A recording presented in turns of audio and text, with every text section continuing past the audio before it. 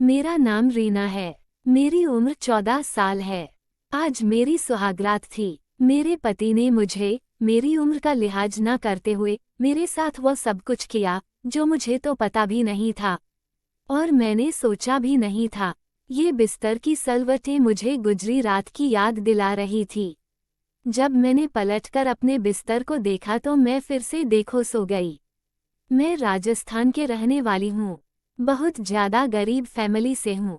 मेरी कहानी शुरू होती है। तेरे गांव से एक छोटा सा गांव है। हम 2 बहनें थीं। मेरी माँ की तबीयत बहुत ज्यादा खराब रहती थी। मेरी माँ की आंखों में कैंसर हो गया था, जिसका ऑपरेशन कराना बहुत जरूरी था। उस वक्त मेरी उम्र 10 साल की थी जब मुझे पता चला कि हमारी माँ को कैंसर हो गया है। खाने पीने के भी लाले पड़े होते थे। आपके खेतों से सब्जियां चुराकर हमें काम चलाना पड़ता था। हम लोग कहते थे क्या भगवान हम पर मेहरबान नहीं है। एक दिन माँ की तबीयत इतनी खराब हो गई। हम लोग अपनी माँ को लेकर दिल्ली के ऑल इंडिया मेडिकल आ गए। डॉक्टर ने कुछ दवायां दी जिससे कि माँ को थोड़ा बहुत आराम मिला। ऐसी कोई जगह नहीं थी। क्या हम अपनी माँ को लेकर नहीं गए थे? मैंने तो अपना मुंह मोड़ लिया था। किसी ने भी हमारी कोई मदद नहीं की। पापा घर के बाहर ही समोसे का रेहड़ी लगाते थे और बेचते थे। उनमें से जो भी पैसे आते थे उसे ही हम अपनी माँ को दिल्ली से घर ले आए थे। इसी तरह से हमारा टाइम जाता जा रहा था। देखते देखते 3 साल हो गए थे। मैं 14 साल की हो गई थी। एक दिन पड़ोस वाली आंटी मेरे घर आई। माँ से मिलने आंटी ने पापा से कहा, पास के गांव से एक रिश्ता आया है। दर्शना के लिए मेरे पापा तो बहुत खुश हो गए थे। माँ बेचारी सोचने लगी, चलो मेरे मरने से पहले मेरी बेटियों की शादी हो जाएगी। मैं भी बहुत खुश थी। पापा थोड़ा सा टेंशन में आ गए थे। शादी के लिए हमारे पास पैसे तो नहीं थे, लेकिन किसी तरह से पापा ने आंटी को कह दिया ठीक है, शादी के लिए तैयार हैं, लेकिन लड़का क्या करता है? आंटी ने कहा, उसकी फिक्र आप मत करो। भाई साहब लड़का बहुत ही अच्छा काम करता है। विदेश में स्टोर मैनेजर है और लड़की के पापा का दुकान है। कहाँ ठीक है, लड़की वालों को मैं कह देती हूँ कि वह लोग आकर ब्याह कर रीना को ले जाए। पापा कहने लगे जैसा वह लोग चाहेंगे वैसा ही होगा। आंटी कहने लगी, वे लोग 15 दिन के अंदर अंदर ही शादी करना चाहते हैं क्योंकि उनका बेटा विदेश से आया हुआ है और फिर 3 महीने के बाद वापस भी चला जाएगा। पापा किसी तरह तैयार हो गए। गांव के कुछ लोगों से मदद मांगी तो उन्होंने 1 लाख रुपए का इंतजाम किया। इसी तरह शादी के सारी चीजों का बंदोबस्त। मैं भी खुश थी। आज बारात आने वाली थी। मेरी बहन की आज शादी हो जाएगी। मैं ये सोचकर ही खुश थी। जब बारात दरवाजे पर आई तो मैं दूल्हे को देखने चली गई। लेकिन ये क्या, यहाँ तो सिर्फ बाजी की शादी थी और दूल्हे मुझे 2 नजर आ रहे हैं। अपनी बहन के पास गई और बोली, रमा दीदी आपके दूल्हे 2 है। मैंने देखा बारात आ गई है। बाजी कहने लगी, अरे पागल हो गई हो क्या, दुल्हा एक ही कोई और होगा? मैंने कहा नहीं बाजी, मैं सच कह रही हूँ। मैं सोच में पड़ गई। पापा जल्दी से मेरे पास आए और कहने लगे, रीना तुम भी तैयार हो जाओ, बड़ी दीदी को भी तैयार करके स्टेज पर। मैंने कहा ठीक है बाबा। मैं दीदी को स्टेज पर लेकर गई। पड़ोस वाली आंटी आई है और दीदी को दूसरे के पास बिठा दिया और मैं उस तरफ चली गई जिधर खाना पीना मिला। लोग खाना खा रहे थे और मैं भी खुश थी, खाना खाने लगी। मुझे तो पता भी नहीं था आज मेरी भी शादी है और मैं अपनी ही शादी का खाना खा रही हूँ। मैंने पेट भरकर खाना खाए और इधर उधर खेलने लगी और खेलते स्टेज तक आई बाजी की शादी देखने के लिए अचानक से आंटी मुझे पकड़कर बोली, तुम इधर क्यों खड़ी हो जाओ, दूसरा दूल्हा तुम्हारा है, उसके साथ बैठो। आंटी ने जबरदस्ती उसके बगल में बिठा दिया। क्या कह रही हैं आप? आंटी बोली, अरे पागल लड़की, आज तुम्हारी भी तो शादी है। तुम्हें पता नहीं, तुम्हारी दीदी के साथ साथ तुम्हारी भी शादी है। ये सुनकर तो मेरा दिमाग ही काम नहीं कर रहा था। मैं करूं तो क्या करूं, क्योंकि मैं इतनी छोटी थी। मेरी उम्र सिर्फ और सिर्फ 13 साल की थी। मेरी तो अभी तक पीरियड भी नहीं आते थे। शादी कैसे हो सकती थी? मैंने जल्दी से आंटी का हाथ छोड़कर पापा के पास भी मैंने पापा से कहा, ये सब क्या है? पापा, मेरी शादी तो दीदी की थी ना, फिर मेरी शादी क्यों की जा रही? यह क्या कह रही है? मेरी शादी भी है। क्या आंटी सच कह रही हैं? मेरी प्यारी बेटी, पापा कहने लगे। हाँ बेटा, तुम्हारी भी आज ही शादी है। मेरी बच्ची, यह मेरी मजबूरी है। शादी करनी ही पड़ेगी। ये तेरी माँ भी चाहती है और हाँ, तेरी माँ को भी पता है। आज तुम्हारी और बड़ी दीदी दोनों की शादी है। बेटी, मुझे माफ कर दे और मेरे लिए और अपनी माँ के लिए शादी कर लो। मैं अपने पापा के आंसू देख नहीं सकती थी। पापा की आंखों में आंसू देखकर मैंने कह दिया, ठीक है पापा, मैं शादी करने के लिए तैयार हूँ। मैं चुपचाप जाकर दूल्हे के बगल में बैठकर माँ की तबीयत शादी वाले दिन बहुत ज्यादा खराब हो गई। माँ को जल्द अस्पताल में एडमिट करवा दिया गया। माँ को अटैक आया था। वह मेरे बारे में इतना सोच रही थी कि सीधे उनके दिल पर अटैक पड़ा था। मैं तो अभी गुड़िया से ही खेलती थी। मैं पढ़ने भी जाया करती थी। गुड़िया से खेलती रही और आज मेरी शादी थी। मेरी दीदी की उम्र 16 साल की थी। आज मेरी जिंदगी का हर खुशियां खत्म हो चुकी था। हमारी शादी हो चुकी थी। हम दोनों बहनों को विदा कर दिया गया था। मैं अपने ससुराल गई। कैसे आई, किसके साथ आई, मुझे कुछ भी होश नहीं था, क्योंकि शादी होने के बाद विदाई के समय रास्ते में देर हो चुकी थी। बेहोशी की हालत में पूरे 6 घंटे सफ़र करने के बाद होश आया। मैंने आंख खुली तो सामने मेरी बहन थी। तुम, मुझे इतनी ज़्यादा टेंशन नहीं हुई कि चलो कोई नहीं, आज ही मेरे साथ है। ससुराल में मेरे सास ससुर और मेरे पति और मेरी बहन और जीजा के पाजी ने घर की सारी जिम्मेदारी उठा ली थी। मैं तो यूं ही खेलती रहती थी। मेरा पति अजीब नज़रों से मुझे देखता रहता था। मैं उसके देखने से डर जाती थी और डरकर दीदू के पास चली जाती थी। जो भी था, देखते ही देखते 5-6 महीना बीत गया था और मेरी मासिक धर्म भी आ गई थी। देखते ही देखते 1 हफ्ता भी हुआ और मासिक धर्म भी खत्म हुआ। जिस दिन मासिक धर्म खत्म होगा, उसमें एक कमरे में दुल्हन की तरह सजाकर बैठा दिया गया था। मैं दुल्हन बनी बैठी हुई थी। तभी देखा मेरा पति कमरे में आ रहा है। उसे देखकर मैं डर गई थी, क्योंकि वो बहुत ही नौजवान था। उसकी उम्र लगभग 25 साल की होगी और मेरे पास आया। मेरे चेहरे को छूने लगा। मेरे बालों को सहलाने लगा। मैं यहाँ पर ही थी। मैं कह रही थी, अंकल मुझे छोड़ दो। मेरी तरफ बुरा कहने लगा, सुनो, मैं तुम्हारा अंकल नहीं हूँ, मैं तुम्हारा पति हूँ। मैंने कहा, ठीक है। मैं डर से कांप रही थी। मुझे कुछ समझ नहीं आ रहा था क्या करूं, लेकिन मैं कह रही थी कि आप मुझे ऐसे क्यों काट कर रहे हो, मुझे अच्छा नहीं लगता। मैं कहने लगा, अरे पागल, तुम मेरी पत्नी हो और मैं तुम्हारा पति हूँ और मेरा अधिकार है। मैं तुम्हें कहीं से भी छू सकता हूँ। मैं पता है पति और पत्नी के बीच में क्या होता है। मैं जानता हूँ, तुम्हें नहीं पता होगा। मैं तुम्हें आज पति पत्नी के बीच में क्या होता है। तुम डरो नहीं। मैं तुम्हारे पास तुम्हें डराने के लिए थोड़ी आया हूँ। मैं तो तुमसे प्यार करने के लिए आया हूँ। ऐसा कहकर मुझे अपनी बाहों में भर लिया था। उसे मना करती रह गई। मुझे छोड़ दो, मुझे बहुत तकलीफ हो रही है। मुझे छोड़ दो, मुझे ये सब नहीं करना। लेकिन उसने मेरी एक ना सुनी और कर दरिंदे की तरह रात भर वह मुझे उस तरह, उसे मुझ पर जरा सी भी तरस न आई। उसे पता था मैं इस लायक नहीं हूँ। तब भी फिर सुबह हुई तो मेरा पूरा शरीर दर्द से फट रहा था। मैं दर्द से तड़प रही थी, रो रही थी। सुबह मेरी दीदी ही मेरे कमरे में आई और मुझे बिस्तर समेत उठाकर बाहर दिया कि मुझे नहला धुलाकर कपड़े पहना कर दे, आराम करने के लिए कह दिया। खाना बनाने खुद ही चली गई।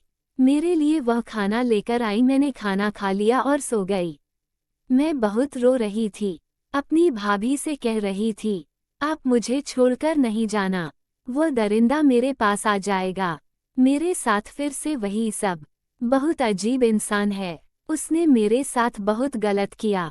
दीदी कहने लगे, घबराओ नहीं रीना, सब कुछ ठीक हो जाएगा।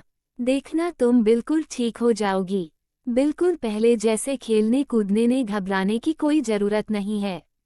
देखो, मैं हूं ना, तुम्हारे साथ, तुम्हारे पास ही हूँ। दीदी मुझे समझाकर कमरे से जा चुकी थी। मैं सो गई। देखते ही देखते 1 महीना भी, तभी मुझे उल्टियां आने लगी और मैं चक्कर खाकर आंगन में गिर पड़ी। मेरी सास और दीदी मेरे पास आई। डॉक्टर को बुलाया। डॉक्टर ने मेरा चेकअप किया तो बताया मैं प्रेग्नेंट हूँ। मैं तो डॉक्टर की बातें सुनकर समझ ही नहीं पाई थी। ये सब क्या होता है और ये लोग क्या कह रहे हैं? मैं प्रेग्नेंट कैसी बीमारी है? मुझे नहीं पता था प्रेग्नेंट का मतलब क्या होता है।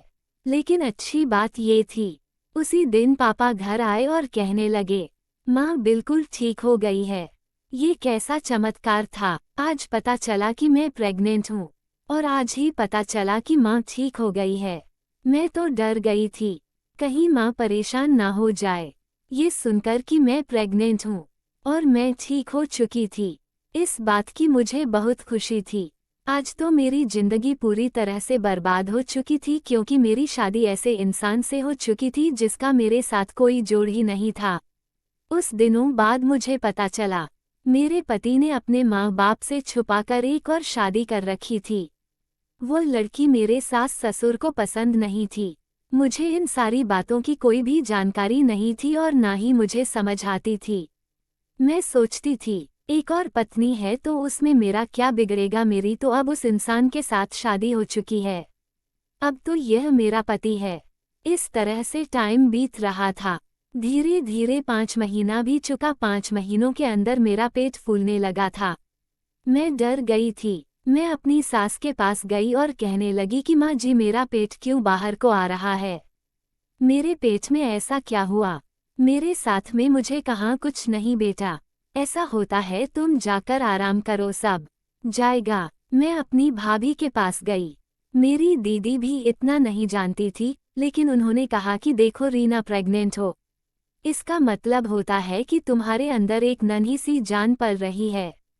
इस नन्ही सी जान को कुछ ही दिनों में तुम जन्म दे दो। कि मेरी दीदी तो बहुत खुशी है। शादी के 3 महीने के बाद जीजा किधर चले गए थे? वह वहीं पर जॉब करते थे। अब तो बहुत अच्छे इंसान थे। दीदी भी जीजा को बहुत चाहती थी। बाकी की बातें सुनकर मैं चुप हो गई और चुप्पी से अपने कमरे में आकर बैठी थी। तभी मेरा पति आया और कहने लगा, सुनो तुम अपना सामान बांधो और इस घर से चलती बनना। तुम्हारे साथ अब नहीं रहूंगा। मैं अब सीमा के साथ रहूंगा। वह मेरी बीवी है और मैं उसे बहुत मोहब्बत करता हूँ। मैं तो मेरे मम्मी पापा की जिद थी कि मैं तुमसे शादी करूं, क्योंकि वह चाहते थे कि मैं लव मैरिज ना करके उनकी पसंद की लड़की से शादी करूं और मैं किसी गांव की लड़की से शादी करूं। तो मैंने उनके कहने पर शादी कर ली थी। लेकिन अब मैं तुम्हारे साथ नहीं रह सकता, इसलिए अपना सामान बाहर निकलो यहाँ से। मैं घबरा गई, क्योंकि अब मैं शादी का पूरा मतलब जान चुकी थी और यह आदमी जो कह रहा था वह मुझे छोड़ने की बातें कर रहा था और मैं ऐसा नहीं कर सकती थी। मुझे नहीं छोड़ सकता था, क्योंकि मेरे पापा ने हमारी शादी पर बहुत पैसे खर्च किए थे। पूरे 1 लाख उन्होंने जमा करके लोगों से मांग करके हमारी शादी की थी और यह आदमी मुझे छोड़ देगा। मेरे पापा जीते जी ही मर जाएंगे। मेरा क्या होगा और मेरे बच्चे का क्या होगा? मैं रोती हुई अब ससुर के पास गई। बाजी भी वही थी। मैं रो रो कर कहने लगी कि ये जो राम जी क्या कह रहे हैं, वो मुझे नहीं रखेंगे। मेरी सास परेशान होगी। मेरे ससुर जी मेरे पति को समझाने लगे, देखो ऐसा नहीं कर सकते, तुम्हें उसके साथ ही रहना पड़ेगा। रीना बहुत अच्छी लड़की है और ये तुम्हारे बच्चे की माँ बनने वाली है। तुम ऐसा कैसे कर सकते हो? तुम्हें रीना के साथ ही रहना होगा। मेरे पति को सारे लोग समझा रहे थे, लेकिन किसी का नहीं सुन रहा था। ये सब देखकर मेरे अंदर अजीब सी बेचैनी होने लगी। मैं अचानक से सीरियस हो गई। मेरे पति मुझे हॉस्पिटल लेकर गए। मैं कम से कम 5 हॉस्पिटल से ट्रांसफ़र होकर उस अस्पताल में जा रही थी, क्योंकि डॉक्टर कह रहे थे कि बच्चे या माँ में से किसी एक को ही बचा सकते हैं। डॉक्टर मेरे पति पर गुस्सा कर रहे थे। उसकी उम्र का लिहाज कर लिया होता। कितनी कम उम्र की लड़की है और माँ बनने वाली है, और उसकी डिलीवरी करवाना बहुत मुश्किल है। हमें बहुत रिस्क उठाना पड़ेगा। उस वक्त मेरे ससुराल वालों ने कहा, आप बच्चे बचाए, दूसरी बहू ले आएंगे। आप हमारे खानदान के चिराग को बताइए। मेरे पति ने पेपर पर साइन कर दिए, लेकिन यह मेरी खुशनसीबी समझो या मेरी बदकिस्मती, मेरा बच्चा भी बच गया और मैं भी बच गई। मेरे माँ बाप दोनों अस्पताल में आए और मेरे पति ने मुझे मेरे माँ बाप के साथ भेज दिया। जब मेरा बच्चा 3 महीने का हुआ तो मेरा पति आया और मेरे बच्चे को मुझसे छीन कर ले गया। मेरा पति, तेरी ना मैं तुम्हारे साथ नहीं रहूंगा, मैं अपनी पहली पत्नी के साथ रहूंगा और अपने बच्चे को मैं उसी के गोद में डाल दूंगा।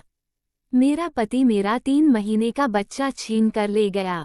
घर आए तो मैंने अपने पापा को रो रो कर बताया, माँ भी रो रही थी।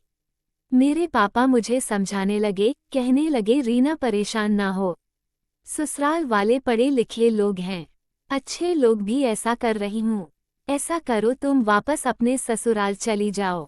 मेरे ससुराल पहुँचा दिया। दरवाजे से ही पापा ये कहकर चले आए कि बेटी, अपने बाप की इज्जत बचाना और अपना परिवार बताना तुम्हारा काम है।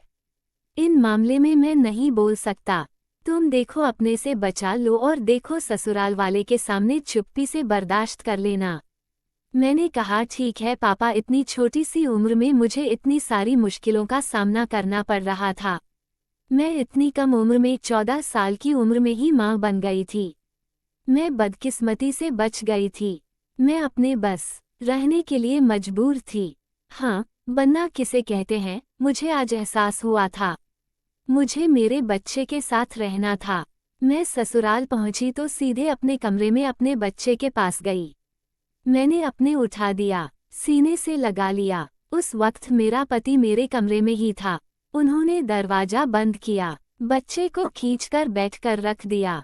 उन्होंने मुझ पर हाथ उठाया और बेल्ट निकालकर मेरे बदन पर बेल्ट मार मार कर उसने मेरे प्राइवेट पार्ट पर भी इतना मारा कि मैं तड़प उठी थी। बाहर मेरे सास ससुर दरवाजा खोलने को कह रहे थे। मेरी बहन भी चिल्ला रही थी, रो रही थी। मैं अपने पति से हाथ जोड़ रही थी, प्लीज मुझे मत निकालो, मैं अपने बच्चे के साथ रह लूंगी। मैं आपकी दूसरी पत्नी भी बर्दाश्त कर लूंगी। मुझे इसी घर में थोड़ी सी जगह दे दो। लेकिन वह जल्लाद नहीं मारता हुआ घर से बाहर निकाल दिया। मैं रोती हुई घर से बाहर निकल गई। अब मैं अपनी किस्मत को पूछ रही थी। मैंने खुद को मारने की कोशिश भी की। मैंने सोच लिया था कि आदमी अपनी जिंदगी खत्म कर लूंगी, लेकिन बदकिस्मती से मैं मर गई तो नहीं पाई। मेरी बहन को भी मुझ पर किया हुआ जुर्म बर्दाश्त ना हुआ। वह भी उस घर को छोड़कर चली आई। मैं थाने गई, लेकिन मेरी किसी ने पुलिस वाले से रिक्वेस्ट किया, लेकिन उसने कोई जवाब नहीं दिया था। उसने कहा कि देखो किस्मत करो, क्योंकि तुम लोग इतने अमीर नहीं हो। केस मुकदमा बहुत पैसा लगेगा, तुम गरीब लोगों, तुम्हारा कोई साथ देने वाला नहीं। मैं भी कुछ नहीं कर सकता क्योंकि वह पैसे दे करके, इसलिए ऐसा करो तुम मुझसे बात कर लिया करो। ये सुनकर मेरे रोंगटे खड़े हो गए। मैंने कहा ठीक है साहब, आपको जो कहना था वह कह दिया, मुझे क्या करना है आपको बताने की जरूरत नहीं है। मुझे उस इंसान के साथ अब नहीं रहना है, लेकिन आपसे रिक्वेस्ट है कि मेरे बच्चे को मुझे दिलवा दो। और पुलिस कहने लगा, बच्चा तुम्हें नहीं मिल सकता तो बच्चा तुम्हारे पति को ही दिया जाएगा, क्योंकि उसका पालन पोषण अच्छे से कर सकता है। तुम तो अभी 15-16 साल की बच्ची हो और तुम्हारा बच्चा तभी मिल सकता है जब तुम 18 साल की होगी। पुलिस वालों के हाथ जोड़ने लगी, साहब कुछ भी करो लेकिन मुझे मेरा बच्चा दिलवा दो। वकील कहने लगा ठीक है, मैं कोशिश करता हूँ, मैं पूरी कोशिश करूँगा कि बच्चा तुम्हें मिले, बस तुम 1 लाख का इंतजाम करो। मैंने 1 लाख का इंतजाम कर लिया और वकील और पुलिस को दे दिया। लेकिन मेरी बदकिस्मती यहाँ भी देखो रंग ले आई। मैं केस हार गई और बच्चा मेरे पति को मिल गया। मैं अपने पति के सामने हाथ जोड़ खड़ी थी कि बच्चा मुझे दे दो। उसके प्यार पड़ गई, उससे भीख मांगने लगी। मैंने उसे कहा कि मुझे मेरा बच्चा दे दो प्लीज, वह बिना माँ के मर जाएगा, अभी बहुत छोटा है, उसे मेरी जरूरत है। इंसान को उस मासूम बच्चे पर जरा सा भी तरस नहीं आया और सीना चौड़ा करके कहने लगा, देखो माँ का इंतजाम तो मैंने कर लिया है। देखो मेरी पहली पत्नी प्रेग्नेंट थी, लेकिन बच्चा दुनिया में आने से पहले ही अल्लाह को प्यारा हो गया है और मैं ये दूसरा बच्चा किसी कीमत पर खोना नहीं चाहता, क्योंकि मेरी पहली पत्नी अब कभी माँ नहीं बन सकती, इसलिए तो मैं ये केस जीत गया हूँ। तुम्हें क्या लगता है? उसने मुझे यूं ही बता दे दिया है। बच्चे के पास में भी है और बात भी तुम्हें ज्यादा बच्चे की फिक्र करने की जरूरत ही, वकील का कहना था। बच्चा आपको नहीं मिल सकता। एक तो आपकी उम्र 18 की नहीं हुई, लेकिन आप बहुत छोटी है। आप बच्चे की जिम्मेदारी नहीं उठा सकती। उनका ये कहना था कि मैं वहीं बेहोश होकर जमीन पर गिर सिर्फ अपनी बच्ची को ढूंढ रही थी। मुझे बहुत रोना आ रहा था।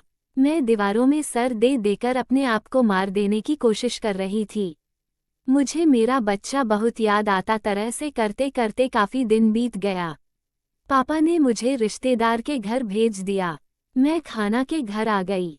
मैं यहाँ खाना के घर 4 साल तक रही। खाना का एक बेटा सरगम था, बहुत ज्यादा था। मेरी हकीकत उसे पता थी। मैंने अपने बीते हुए कल के बारे में उसे सब कुछ बता दिया था। तेरे गम हर समय मुझे हंसाने की कोशिश करता हूँ। बहुत अच्छा था, अच्छी नौकरी करता था। उसकी इनकम भी काफी अच्छी थी।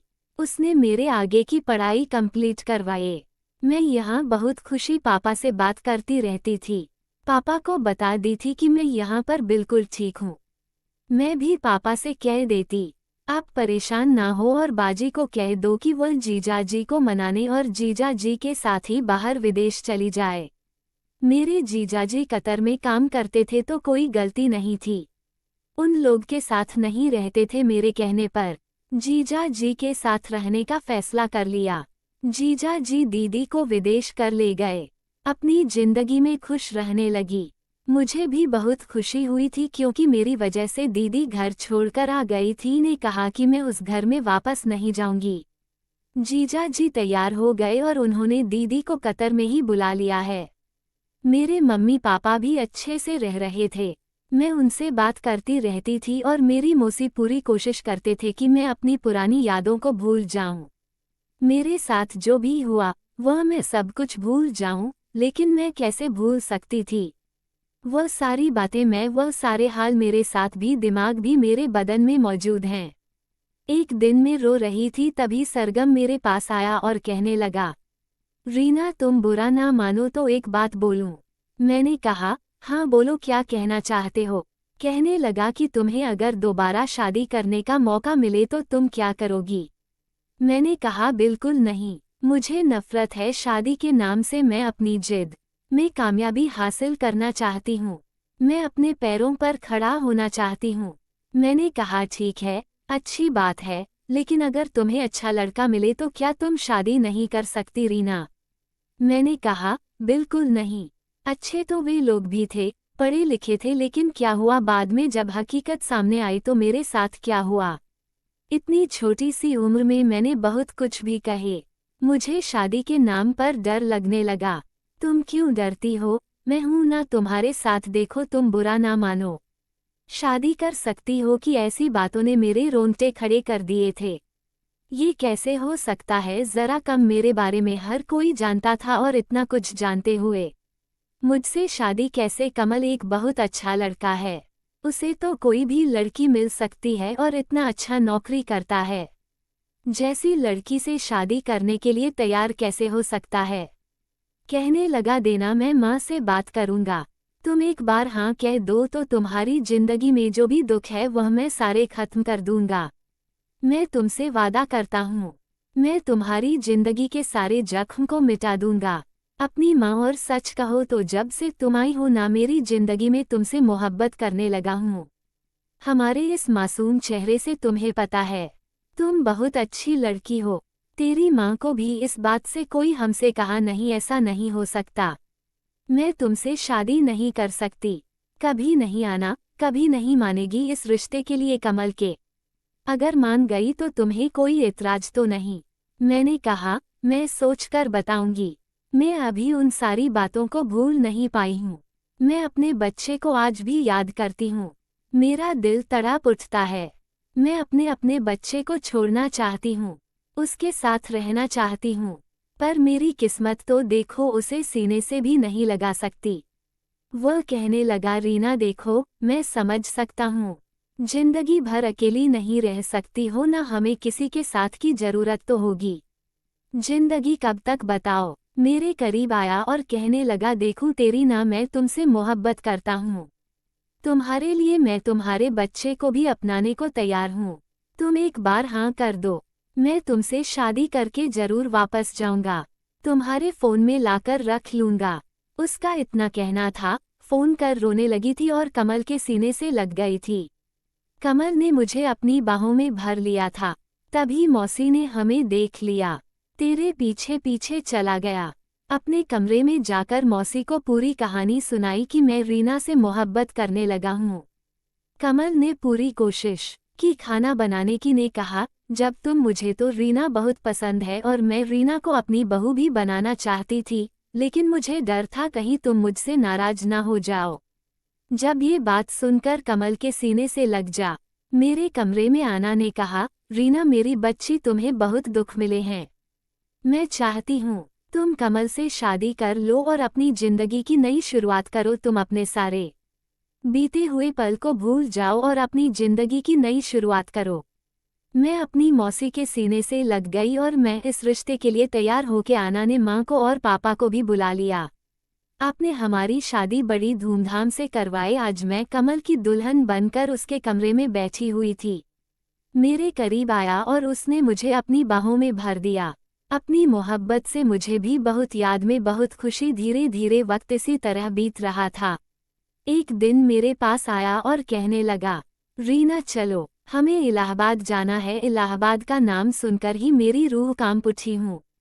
कहने लगा, लो, मैंने वादा किया तुम्हें तुम्हारे बेटे से जरूर मिलवा लूंगा। कमल के साथ इलाहाबाद गई, क्योंकि यहाँ इलाहाबाद में ही कमल की ड्यूटी थी। वह पोस्ट ऑफिस में पोस्टमैन था। उसको एक सरकारी फ्लैट मिली हुई थी। वहीं पर दोनों वहां पर बहुत खुशी खुशी जिंदगी बिताने लगे। 2 साल के बाद में प्रेग्नेंट हो गई और यहाँ इलाहाबाद के अस्पताल में मेरा इलाज चल रहा था। जो बच्चा मेरे पेट में था, वो बहुत कम समय पर मेरा चेकअप भी होता रहता था। डॉक्टर ने मुझे बेड रेस्ट बताया था। कमल की माँ भी यहाँ मेरे साथ आ गई थी कि मुझे देखने वाला कोई नहीं था। ना मेरी बहुत देखभाल की, मेरी बहुत ख्याल रखा था। मेरी जिंदगी तो बहुत खुशगवार दिख रही थी। मेरा 9वां महीना चल रहा था। अस्पताल वालों ने मुझे 15 दिन पहले ही एडमिट करवा लिया था। क्योंकि मुझे यहाँ के बोर्ड में टहल रही थी, तभी मेरी नज़र एक आदमी पर पड़ी जो कि बहुत परेशान दिखाई दे रहा था। उस आदमी को अच्छी तरह से पहचान सकती थी क्योंकि वो ही मेरा पहला पति था। वो काफ़ी परेशान दिखाई दे रहा था। ऐसा लग रहा था जैसे अभी रोज दूरी पर मैंने के माँ बाप को भी देखा। जब उन दोनों को देख लिया, मैंने अपने आप को छुपाना चाहा, क्योंकि मैं नहीं चाहती थी कि मैं उन लोगों के सामने जाऊं। मुझे पता चला कि मेरे पति की पत्नी मर चुकी है, इसलिए बाद में इतना परेशान है। सुबह सुबह ही उस औरत को एडमिट करा दिया गया था। उसका कई सालों से कैंसर का इलाज हो रहा था। क्योंकि डॉक्टर ने जवाब ना बहुत मुश्किल है, कैंसर की वजह से ही आज वह इस दुनिया को छोड़कर चली गई है। मैं तो डॉक्टर की बात सुनकर बिल्कुल हैरान रह गई और मुझे बहुत जोड़ों का दर्द घुटने लगा। ली बेहोश हो गई। जब मुझे बताया तो मेरा दूसरा पति मेरे सामने खड़ा बहुत परेशान दिखाई दे रहा था और मेरी सास भी मेरे पास खड़ी थी। उन्होंने जो खबर मुझे सुनाई तो खुशी के मारे मिलना चाह रही थी, लेकिन खाना नहीं मना कर दिया कि तुम आराम करो क्योंकि तुम्हारा बहुत बड़ा ऑपरेशन हुआ है। पर यह बच्चा ऑपरेशन से ही हुआ है और मैंने एक बेटे को जन्म दिया था। परेशान था क्योंकि मेरी तबीयत खराब थी। वह मेरे लिए बहुत परेशान था। मैंने उसको एक बड़ी सी स्माइल करके दिखाया और बोला, देखो, जब मैं तो बिल्कुल ठीक हूँ और तुम भी खुश हो जाओ। दुनिया में आ चुका है। हम लोग अस्पताल से डिस्चार्ज होकर अपने फ्लैट में आ गए। तब मैंने सास को और अपने पति को वो सारी बात बताई जो मैंने हॉस्पिटल में सुना था। मैंने अपनी दीदी को भी फ़ोन मिलाया और उनसे भी बात की और उनको खुशखबरी दी थी। और जो मैंने हॉस्पिटल में देखा था वह बात बिल्कुल सच थी। मेरे पहले पति की पत्नी मर चुकी थी, अब उसका चुकी थी, मुझसे मिलना चाह रही थी। मेरी बहन मेरे बेटे को लेकर उससे मिलने आई। मैंने अपने बेटे को देखकर अपने कलेजे से लगा लिया। मेरा बेटा अब काफी बड़ा हो चुका था और पूरे 9 साल का हो गया था। वह मुझे बिल्कुल नहीं, ऐसा नहीं लग रहा था कि वह भी माँ के पल्ला है, और बहुत उदास था। मैंने उसे उदास होने की वजह पूछी तो बहुत रो पड़ा। और मेरी माँ दुनिया में नहीं है। मुझे मेरी माँ बहुत याद आ रही है। उस बच्चे को क्या पता कि मैं उसकी असली माँ थी, लेकिन मैंने कुछ नहीं कहा, उसको सीने से लगाकर बड़ा सुकून महसूस किया कि नहीं बताया। मेरा पहला पति अपने किए पर बहुत शर्मिंदा है। उसने कहा है कि तुम्हारी बददुआ मेरी पहली पत्नी को खा गई है। मैं तुमसे माफी मांगना चाहता है। वह तुम्हें फिर से अपनाना चाहता है। उसे क्या पता कि तुम्हारी शादी हो गई है और तुमने एक बच्चे को जन्म भी दे दिया है। जब उसे यह खबर मिलेगी तो वो और ज्यादा टूट जाएगा और मैं उसे यह खबर जरूर सुनाऊंगी। तुम्हारे बेटे को तो लेगा, उसे अभी तक कोई औलाद नहीं हुई है। तुम्हारे जीजा कहते हैं कि मैं इसे अपनी औलाद से बढ़कर पालूंगा। मैं भी अपनी ममता को समझा दिया, सुकून महसूस किया। कोई बात नहीं, मेरा बेटा मेरी बहन के गोद में ही रहेगा। मैंने तो अपनी सौतन को कोई बद्दुआ नहीं दी थी। शायद मेरी आह ने सजा देनी चाहिए, क्योंकि वह अपनी पहली पत्नी की वजह से ही मुझको ठुकराया था। उसको इतना ही अपनी पहली पत्नी से प्यार था, तो मुझसे शादी क्यों किया था? अपने घर से भाग जा।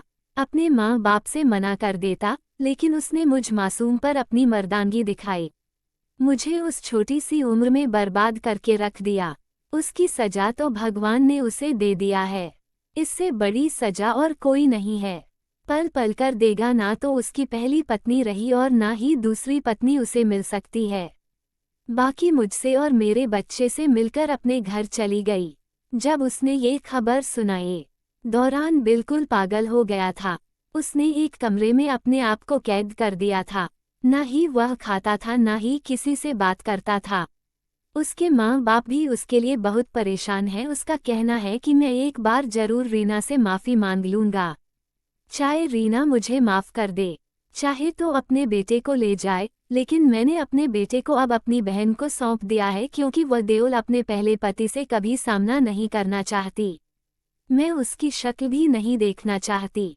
मैंने दीदी से साफ साफ मना कर दिया।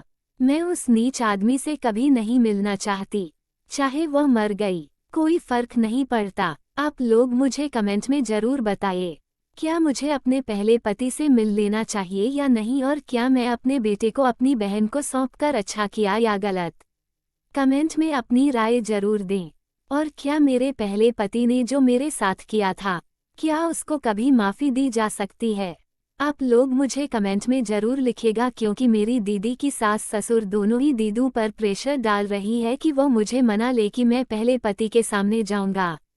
आप लोग मुझे कमेंट में जरूर बताइए, क्या मुझे दोनों से मिलने जाना चाहिए या नहीं? कहानी पसंद आई है, वीडियो को जरूर लाइक कीजिएगा और अपने दोस्तों के साथ शेयर भी कीजिएगा। और हाँ, अगर आपने अभी तक हमारे चैनल को सब्सक्राइब नहीं किया है तो करें। मिलते हैं एक और नई दिलचस्प कहानी के साथ। मुझ पर सदा अपना प्यार और स्नेह बनाए रखें। सभी को मेरा प्यार भरा नमस्कार दोस्तों।